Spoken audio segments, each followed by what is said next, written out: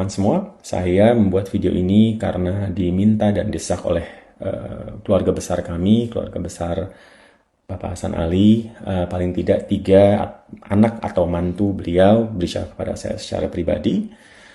Juga cucu-cucu beberapa banyak yang berbicara kepada saya secara pribadi dan minta saya untuk jangan diam saja, karena sungguh sangat mengecewakan buat mereka bahwa ini sedang ada perseteruan antara 2 orang, tetapi kok kayaknya yang dijelek-jelekan, yang dibawa-bawa nama mama saya. Mereka sangat kecewa. Harusnya tidak perlu menjelek-jelekan seorang yang sudah meninggal. Orang yang sudah meninggal sudah tidak bisa lagi menjawab, tidak bisa lagi meluruskan berita yang bohong, sudah tidak bisa lagi memberikan misalnya bukti-bukti. Jadi kayaknya kurang fair kalau sekarang karena ada perseteruan lalu mau mendapatkan simpati masyarakat sehingga nama mama saya yang dijelek-jelekan begitu. Dan mereka minta saya untuk memberikan klarifikasi terhadap semua berita-berita yang bohong gitu. Tapi menurut saya ada sangat amat banyak, terlalu banyak kalau saya mau kupas satu persatu. Tapi contoh-contoh saja yang saya mau omongin pada hari ini. Mungkin dalam kesempatan lain saya bisa menjelaskan yang lain kalau saya mampu. Dibilang kayak katanya seolah-olah mama saya mempekerjakan Reza dengan gaji yang tidak manusiawi.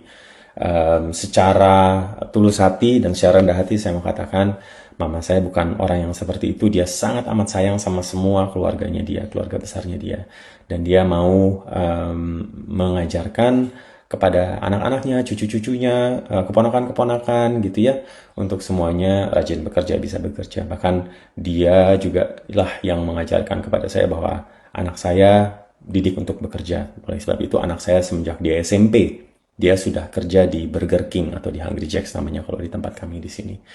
Dan dia bekerja semenjak SMP itu adalah karena ajaran dari mama saya. Demikian pula juga untuk keluarga yang lain, termasuk juga kepada Reza.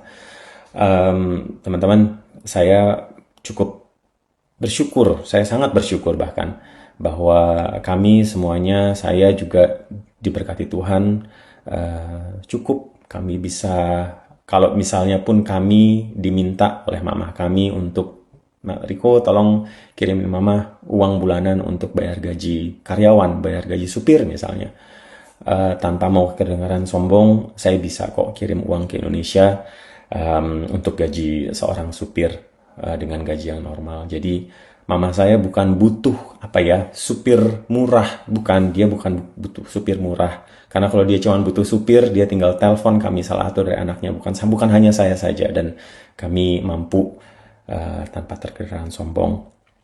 Tapi yang dia mau adalah dia mau ngajakin keluarganya untuk ya mungkin kerja kecil-kecilan sedikit-sedikit sehingga mendapatkan gaji yang memang gajinya sedikit, tapi kan tujuannya bukan untuk mempekerjakan, tujuannya supaya enak kan kalau kerja kan bisa dapat upah, maka kerja yang lebih rajin lagi ya, selesain ya sarjananya ya, sehingga nanti kamu bisa dapat kerja yang benar dan bisa mendapatkan masa depan yang lebih baik.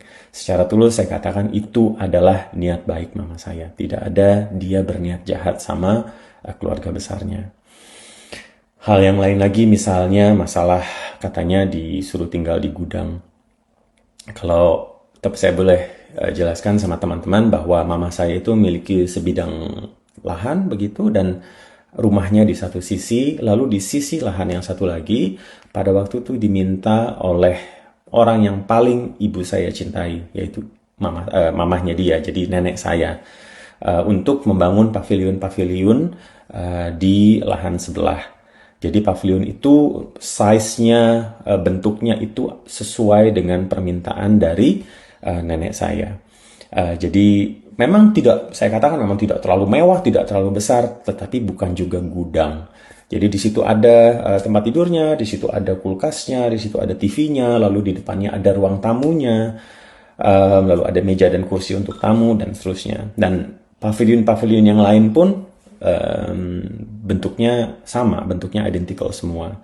Nah, disitulah juga tempat salah satu pavilion itu ditempati oleh Reza juga. Pada waktu dia, yang saya dengar katanya dia entah dimarahi atau ada mungkin sesuatu yang lebih parah dari itu, sehingga dia tidak mau lagi tinggal di rumahnya sebelumnya, lalu dia mau mau tinggal di pavilion itu. Dan tentunya mama saya sebagai orang yang sangat-sangat mencintai keluarganya, pasti boleh dong.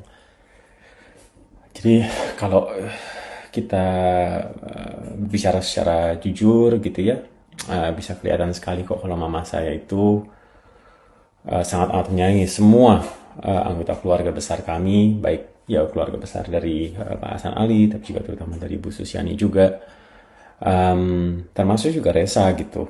Jadi dia itu orang yang selalu memikirkan keluarganya. Kalau dia misalnya jalan-jalan ke luar negeri itu, atau ke tempat saya atau kemana gitu ya, nama Resa dan ada beberapa nama lain dalam keluarga besar kami itu adalah salah satu orang yang selalu dikasih, pasti harus ada belanja untuk Resa, belanjain juga untuk si Anu dan si Anu. Udah, itu pokoknya 3 orang itu adalah kesayangannya mama saya gitu. Bahkan kalau teman-teman juga mau lihat ya gitu di sosial media saya juga, Resa itu diajakin juga jalan-jalan ke luar negeri. Dan kalau saya bilang diajakin jalan-jalan ke luar negeri, tidak diajakin jalan-jalannya ke luar negeri yang cuman yang kayak di negara-negara tetangga gitu ya, bukan cuman ke Singapura, cuman ke Malaysia, cuman ke Thailand. Harusnya saya jangan pakai kata cuman ya, kesannya merendahkan, enggak, tapi maksudnya yang saya mau trying to make a point adalah jalan-jalannya juga jalan-jalan yang lebih jauh lagi gitu. Dan ya Reza diajak. Jadi untuk gambaran yang dikatakan bahwa kayaknya Reza tuh aduh dikecilkan sekali, enggak kok. Mama saya bisa lihat sendiri, mama saya sangat amat sayang kepada Reza maupun kepada semua generasi muda yang lain di keluarga kami. Dia sangat amat perhatian dan sangat amat sayang gitu. Sampai-sampai ini agak-agak bercanda aja sih, cuman bercanda-bercanda agak serius anak-anak saya gitu ya. Mereka bilang, wah keren banget handphonenya, handphone baru gitu. Kalah nih handphone kita, katanya dia. Papa gimana sih nih, kata mereka gitu ke saya gitu ya. Contoh lain terus kayak misalnya dia bilang, aduh enak banget bisa ke sekolah naik mobil Honda Brio. Ini sekarang kita disuruhnya naik kereta api sama naik bus. Harus naik mobil juga dong ke sekolah. Saya bilang nggak boleh. Anak papa biarpun punya mobil, kalau ke sekolah kalian harus ngerasain naik transportasi umum. Dan itu yang saya tanamin ke anak-anak saya gitu. Jadi agak digressing, tetapi maksudnya poin saya yang saya mau sampaikan adalah itu adalah bukti-bukti kecil lain bahwa mama saya itu sangat amat sayang sama semua keluarganya, termasuk juga sama Reza gitu. Jadi ada banyak sekali, tapi kalau saya mau kupas satu persatu tentunya akan makan banyak waktu. Tapi saya juga mau katakan sama teman-teman, kenapa sih, ngapain sih saya bikin video ini. Jadi di awal saya sudah katakan alasannya bahwa karena saya didorong oleh keluarga, tetapi juga yang kedua adalah karena saya orang yang sangat amat sopan dan hormat kepada keluarga. Semua tulang dan non tulang saya pasti bisa attest to itu gitu. Saya berusaha berbicara kepada Tante Ratih, dan ini sebelum berita ini menjadi besar gitu ya. Tapi saya tidak dibaca WhatsApp-nya, tidak diangkat teleponnya, sehingga saya juga tidak bisa lagi berkomunikasi dengan Tante Ratih. Plus saya tidak tinggal di Indonesia. Saya berusaha untuk menghubungi Tante Ratih, tapi tidak bisa. Yang saya mau katakan melalui video ini, mungkin kalau boleh saya pakai bahasa saya kepada Om Dino dan Tante Ratih. Tulang Dino, non tulang, somba mahami tuhamu, tuudu dohot 10 jari. Aku mohon, yang pertama, tolong jangan bawa-bawa nama mama saya lagi. Tolong diingat aja jasa-jasanya dia sama keluarga besar, sama semua yang ada dalam keluarga kami. Kayaknya sangat menyedihkan kalau mama saya dibawa-bawa dan dijelek-jelekan hanya karena adanya sebuah perseteruan begitu. Yang kedua yang saya mau katakan adalah saya sungguh sangat amat sedih karena waktu saya nonton podcast, Tante mengatakan bahwa Tante tahu siapa bapaknya, tapi Tante nggak mau ngomongin. Saya seperti yang tante tahu sendiri, kalau saya boleh tunjukkan sama teman-teman lagi, chat sama tante, bahwa baru di pertengahan 2025 saya diberitahu sama tante siapa itu Resa. Jadi saya tidak tahu bahwa Resa itu adalah anaknya Mbak Dena pada waktu itu, karena mungkin karena saya tidak tinggal di Indonesia, dan kalaupun saya lagi jalan-jalan ke Indonesia, saya tinggalnya di rumah papa. Jadi keluarga papa tidak ada yang tahu juga gitu. Dan pada waktu bulan Juni 2025 saya baru dijelaskan sama tante bahwa itu adalah anaknya Mbak Dena. Lalu saya minta di chat berikutnya, saya bilang, tante tolong, itu bukannya anaknya tante, bukan anaknya mama, bukan, itu anaknya Mbak Dena. Terus saya bilang, bentar, bagaimana ceritanya tante, kayak gitu kan. Udah gitu saya bilang, dia waktu itu tidak mau menjelaskan lagi, dan tidak memberikan kejelasan yang jelas, sampai chat-chat yang berikutnya juga sudah bukan ngomongin hal yang itu lagi gitu, sudah lompat ke topik yang lain. Lalu kalau saya bicara dengan kakak saya pun jadi kasihan. Entah kenapa saya tidak tahu terjadi apa pada waktu dulu itu, sehingga kalau saya ngomongin masalah seorang laki-laki ini yang kita sekarang, saya bisa mungkin meraba-raba kira-kira siapa orangnya, antara yang mana dengan yang mana, tapi kan tentunya saya tidak tahu secara pasti karena saya tidak di Indonesia. Tetapi setiap kali saya mencoba membawa omongan itu ke kakak saya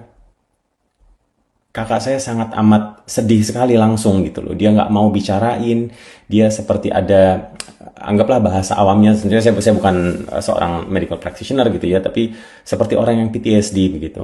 Kalau ngomongin masalah topik itu, dia langsung seperti orang yang mukanya sedih, campur marah gitu, dan nggak mau ngomongin, nggak mau bicarain. Jadi saya juga sangat amat kasihan. Seperti ada sebuah sakit hati yang luar biasa begitu. Kalau misalnya saya mencoba membahas tentang atau mencari tahu dan mengkonfirmasi siapa ayahnya. Oleh sebab itulah yang menjadi kekecewaan saya yang paling luar biasa adalah kalau di dalam podcast itu dibilang tante tahu siapa bapaknya, kenapa kok tante malah yang tante serang gitu adalah yang malah keponakan sendiri, bukan yang orang lain yang justru dialah bapaknya, dialah yang harusnya memberikan nafkah utama kalau menurut saya.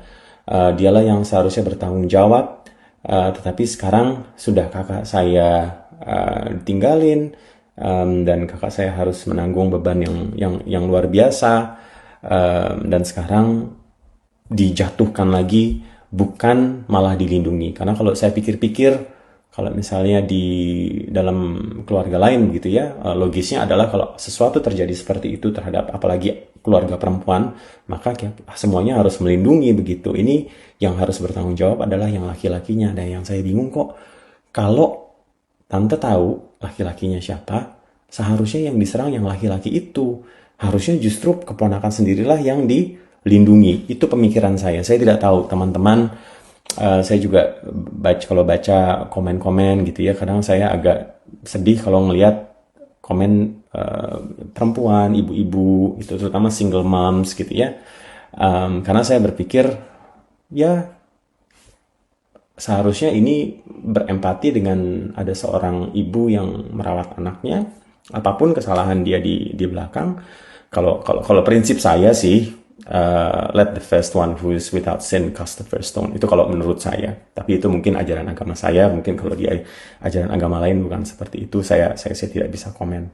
Jadi kalau menurut saya, ini ada situasi seperti ini, ada seorang ibu yang disakiti oleh seorang laki-laki, tapi kok yang dihujat-hujat, yang diboikot-boikot yang ini, sementara kita ini seharusnya semuanya mempertanyakan laki-laki ini di mana dan kenapa dia tidak bertanggung jawab. Saya seperti yang saya katakan tadi, saya hanya bisa menebak-nebak siapa waktu itu kakak saya lagi dekat sama siapa. Dan karena saya tidak di Indonesia, jadi saya tidak tahu persis begitu. Jadi kalau memang tante tahu, ya seharusnya tante serang orang itu, bukan serang keponakan sendiri. Itu kalau menurut saya. Tapi ya saya hanya bisa memohon untuk supaya baik tante maupun teman-teman semua untuk berpikir secara lebih holistik begitu, dan bisa mengerti situasi seorang yang sudah disakiti dengan luar biasa begitu. saya kasihan sekali sama kakak saya. Jadi mungkin kalau saya aja mau diskusi sama kakak saya juga sulit untuk dia speak up, untuk dia menjelaskan. Permohonan saya kepada teman-teman di luar sana juga mohon berikan waktu sama kakak saya. Dia sangat terpukul setiap kali saya berbicara tentang laki-laki ini yang saya tidak tahu siapa. Dan dia mudah-mudahan saya berdoa dia segera bisa overcome problemnya dan bisa paling tidak memberikan penjelasan sedikit kepada teman-teman di luar sana. Karena itu juga permintaan saya kepada kakak saya. Akhir kata, saya cuma mengatakan biar berkat Tuhan, damai sejahtera yang dari Tuhan melimpah dalam hidupnya Om Dino dan Tante Ratih sekeluarga, juga kami juga semua yang mendengarkan. Tuhan Yesus memberkati. Wassalamualaikum.